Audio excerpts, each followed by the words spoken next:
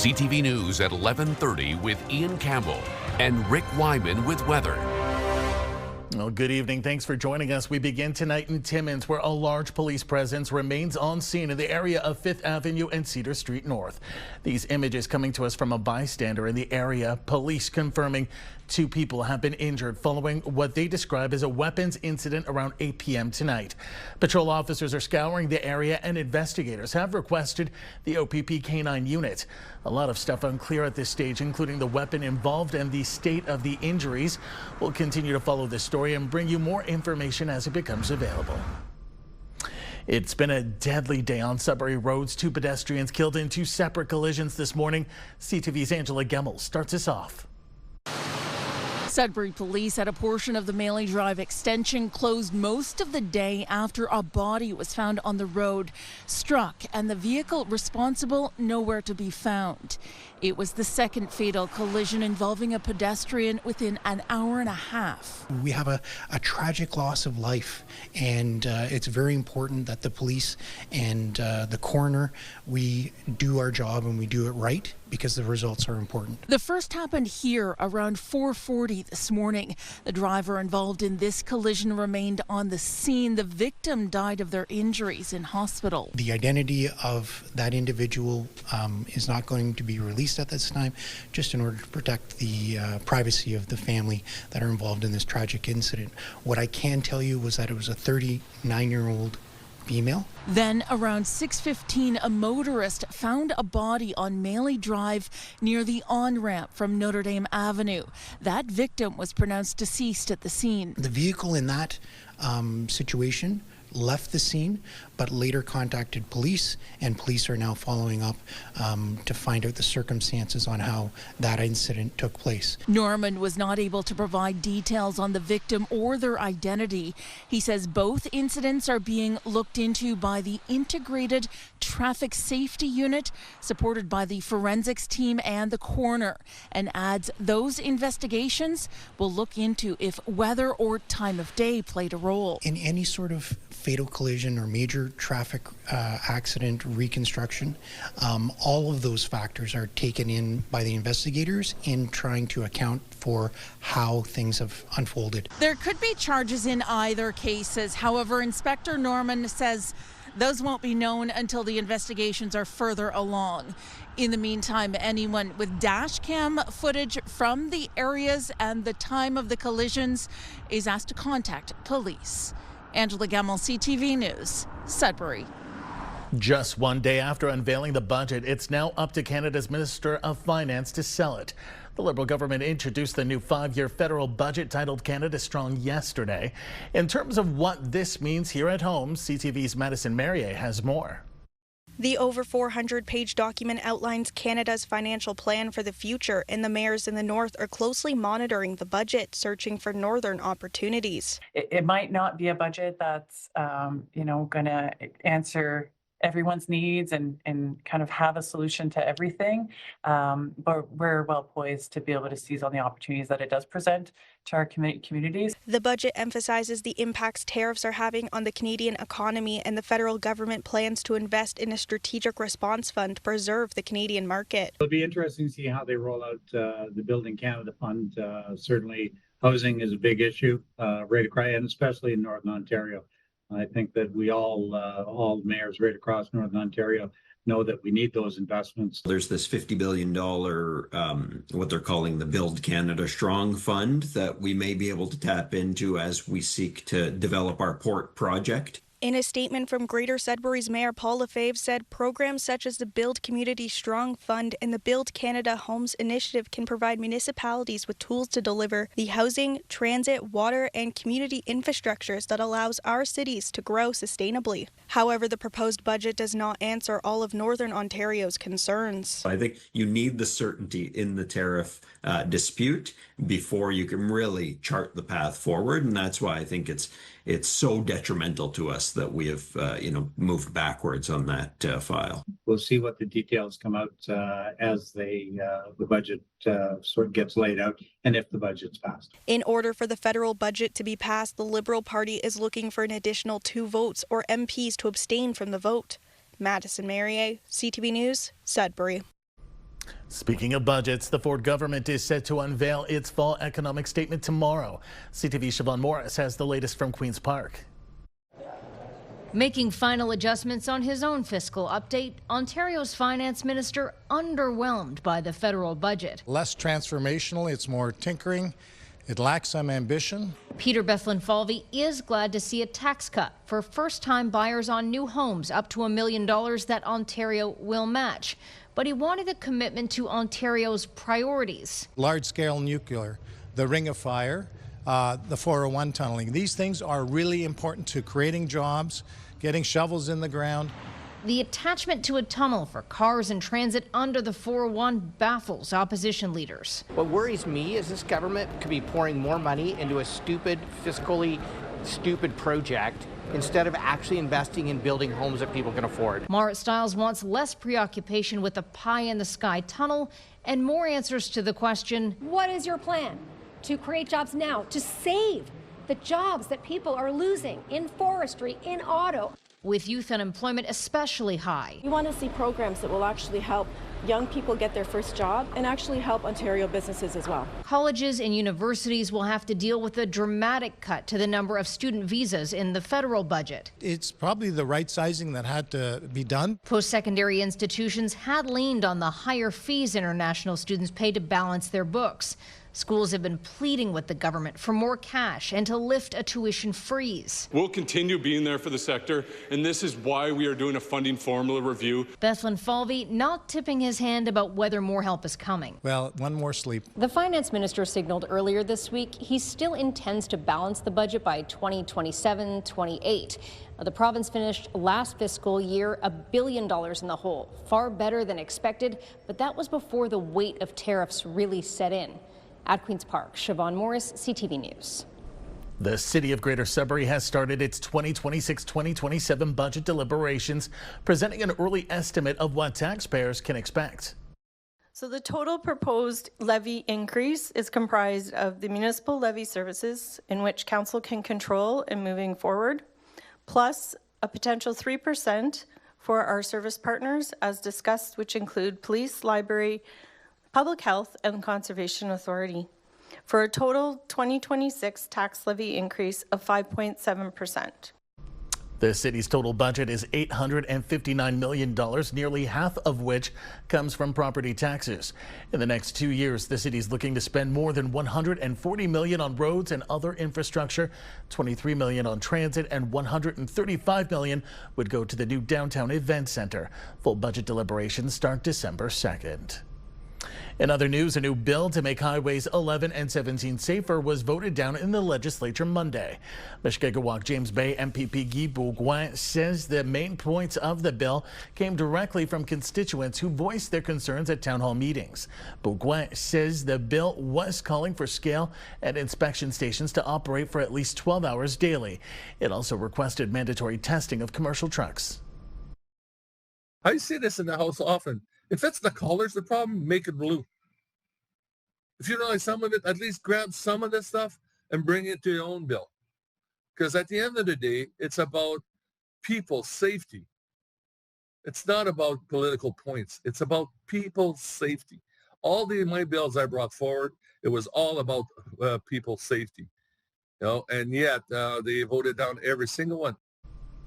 Bourgoin says without a Northern Highway 11 and 17 Safety Act, the threat of more highway closures and deaths continues. Well, it's Wednesday, and every Wednesday we take time out to interview a mayor from around our region in a segment we call the Mayor's Chair. Earlier tonight, we spoke with Kapuskasing's Mayor Dave Plourde. Kapuskasing has recently been in the headlines for funding needs at Cap Paper, and it saw a reprieve when both the federal and provincial governments came to the table. Here's part of that conversation. I'm fortunate to live in the area that I live in. We're surrounded with forest, and we've been managing this forest for over 100 years. I mean, we call it our garden. And so, we happen to live in the best area to cultivate that forest and produces the best lumber in the world, quite frankly. So it's really important that we continue down the road of producing lumber, and Cap Paper fits right in there, because you cannot cut the lumber required to build all the homes required unless you have somewhere to send your byproducts, which is chips and the sawdust that come from the sawing of those logs.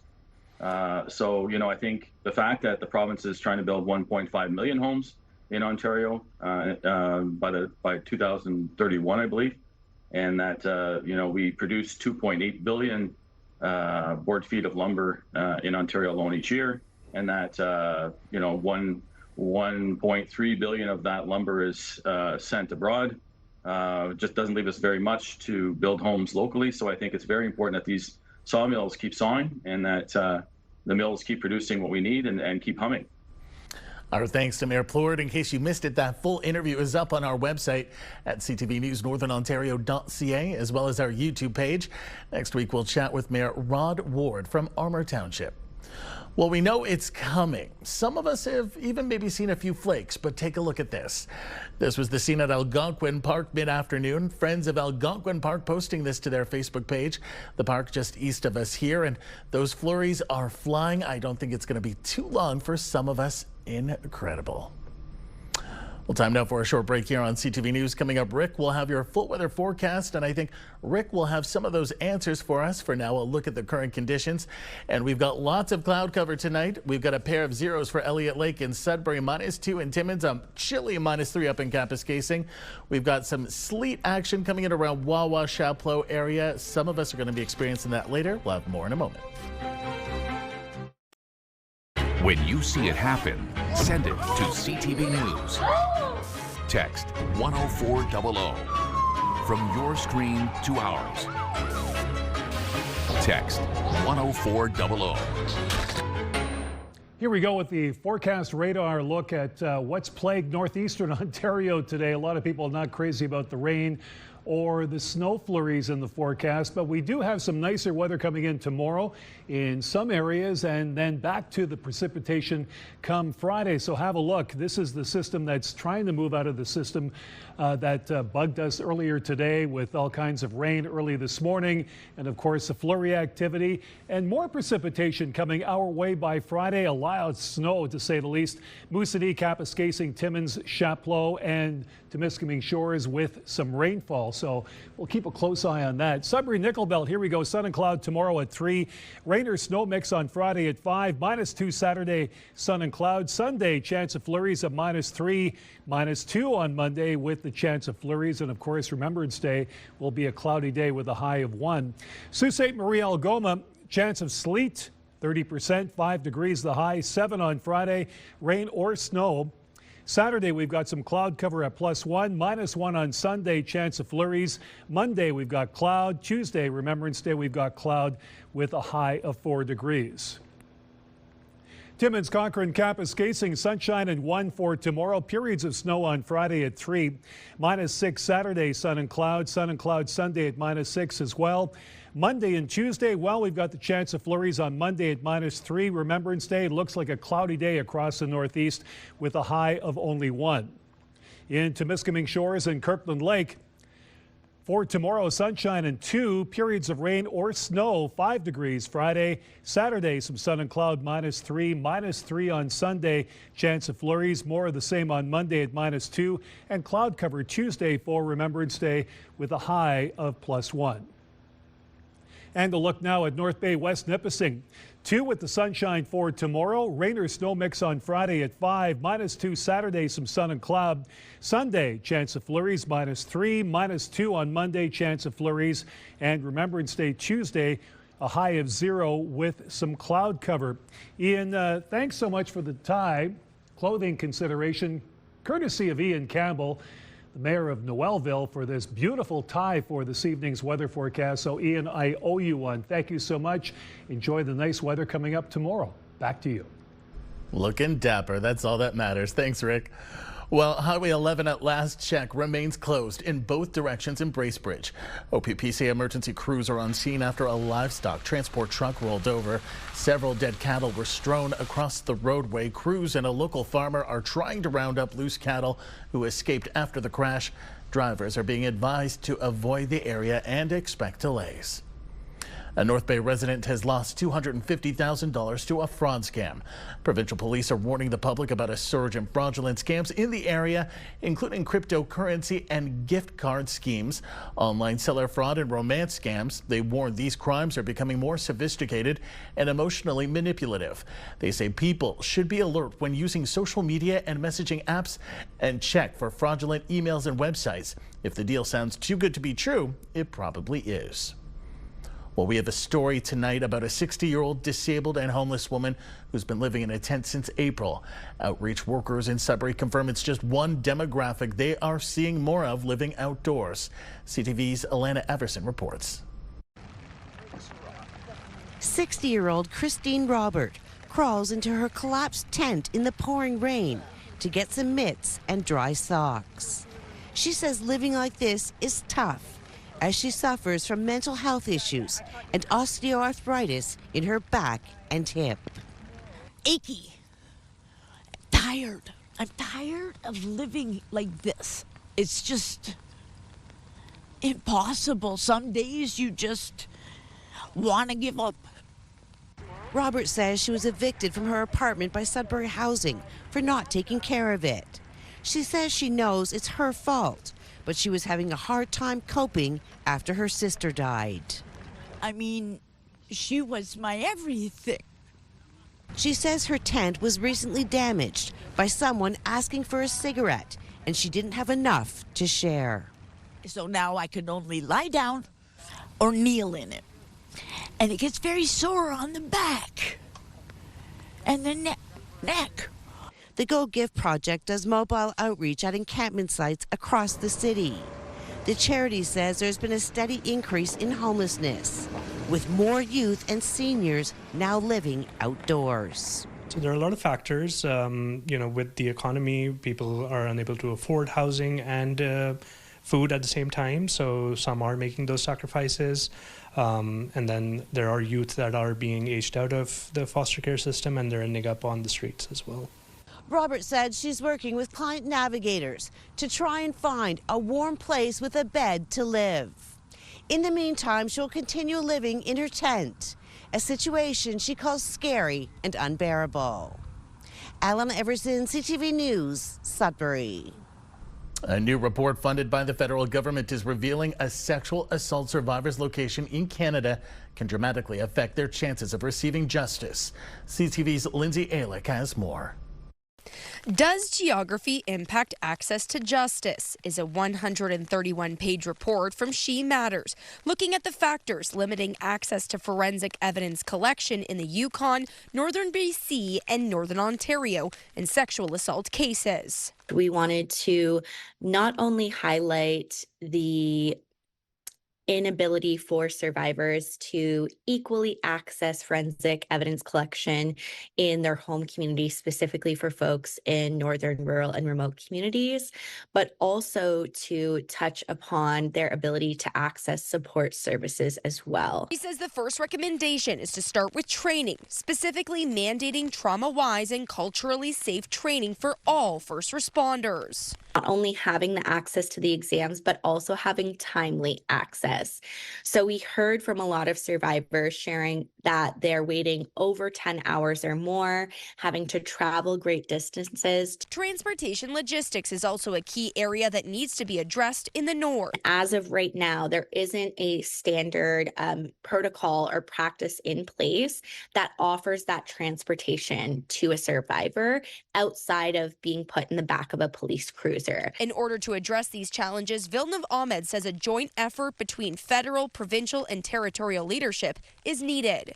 What we are hoping to see through the release of a second report from our organization on the topic of accessibility is really ownership of the issue and accountability. Villeneuve Ahmed says she understands the report is quite lengthy. So in order to make it accessible, the group has created a 4-part podcast series that features direct stories from the 62 participants who are survivors and providers. Lindsay Alick, CTV News, Sudbury. There's more to come tonight on CTV News. For now, let's go to a shot of the moon. This just outside our studios in Sudbury a short time ago. It's one of 3 supermoons this year, orbiting closer to the Earth than any of the other full moons this year. That, according to the almanac. Lots of cloud cover out there, though, tonight, which usually makes it pretty chilly. Stay with us. You're watching CTV Northern Ontario. A new counseling service for men is now available in Ontario. It's called the Men's Counseling Link. CTV's Lydia Chubak reports. Family Service Ontario has just launched the Men's Counseling Link, and the Timmins Family Counseling Centre is offering the service. And since we're already serving men and having really a specific program for men and giving them those services that are free is just kind of that complementary to what we were already doing. To get access to the Men's Counseling Link, dial 211 and get connected immediately to someone who can help. If it's a crisis, they'll connect them with a therapist who will be speaking to them right away. Otherwise, they'll book them into that first appointment in the family service agency. So now there's at least having some services that are covered by the ministry. Again, it's one session, a follow-up session, but it is a start to give that service. The Men's Counseling Link will also assist men who are not in crisis. If they're calling for, again, other issues, a 211 operator will ask questions and try to explore whether this might be a service that's appropriate for them. Officials say the launch of the Men's Counseling Link comes at a time when demand for mental health and family services continue to climb. Regardless of the situation, they add, those calling just need to want to do better for themselves and their families. Lydia Chubak, CTV News, Timmins. A step towards reconciliation is what Northeastern Ontario Family and Children's Services is calling a transfer of property in Kirkland Lake. The organization has transferred the property on Government Road to Keepers of the Circle, an Indigenous organization that fills services gaps for Indigenous women and their families. The executive director of the not-for-profit says the space will create opportunities for Indigenous women and 2S LGBTQIA+ members of the community. Officials with Public Health Sudbury and District say flu season is here. They've confirmed their first case of flu in the region.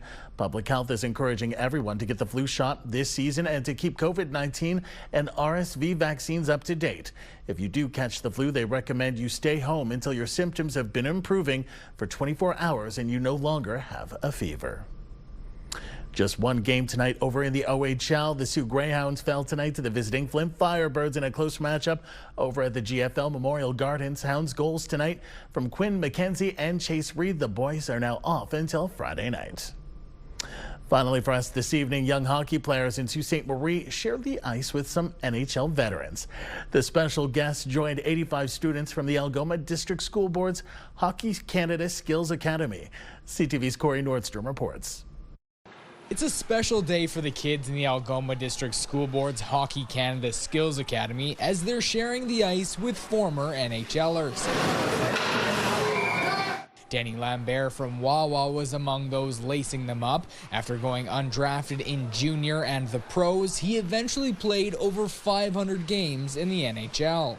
If they have questions, how to position yourself hockey-wise in a situation, anything like that I can help, or even my story about not giving up, never stop believing in yourself. Stuff like that is very important to share with these young kids. It's a great opportunity and chance to be playing with them out there. You know, you learn a lot, not just from listening to them play, but seeing them how they play on the ice and seeing how they work around issues and when they get chances and what they do. In previous years, Academy students would go on the road to watch a hockey game together. This year, they get the best of both worlds. The 85 kids take part in an outdoor tournament before an evening at the GFL Memorial Gardens. They get to play instead of watch a game, and we invited some special guests, and we're going to have a lunch together and then go watch a Greyhound game that features one of our alumni from the Hockey Academy who got drafted by Toronto Maple Leafs this year, Ryland Fellinger. It's the 8th year of the Academy, where students in grades 7 to 10 have ice time at least twice per week and designated training time otherwise, in addition to their usual schoolwork. We get to leave school a little bit early, go to the rink, which is fun, like the atmosphere on the bus, like, you know, and then getting to school, hopping on the ice. I think it's awesome. I think it's pretty cool because I really like hockey, and school and hockey is like a good combination, and I like working on my shot, and sometimes I don't get the opportunity to do that in a practice. The students also had a Q&A session with the former pros as Lambert was joined by Jeremy Stevenson and Jeff Toms. The message they aimed at teaching the kids that being a good person will make them a better hockey player. Corey Nordstrom, CTV News, Sault Ste. Marie. A great lesson for all of us. That's our newscast this Wednesday night. Thanks so much for watching. Stay warm, and we'll see you tomorrow. Good night.